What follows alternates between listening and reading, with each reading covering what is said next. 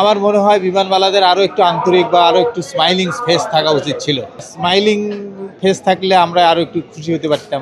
তারা একটু বিরক্তের সুর দেখা গেছে, এটা ধর্তব্যের না হলেও আমার দৃষ্টিতে পড়ছে আর কি। আমাদের এজেন্সি থেকে যে খাবারগুলো পরিবেশন করা হয়েছে, খাবারের মান আমার কাছে অত্যধিক ভালো ছিল। বিশেষ করে মিনার খাবারটা আরও ভালো ছিল, অতুলনীয়।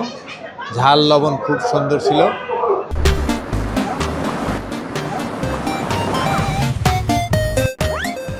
আমরা যেভাবে লাগেজগুলো ওখানে করে দেই, লগিং করে দিই, ঠিক এইভাবেই আমরা আউটে পেয়ে গেছি।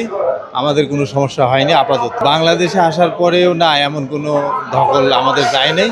তবে বিমানের ভিতর যে খাবার দাবারগুলো ছিল সব সুন্দরভাবে পরিবেশন করছে।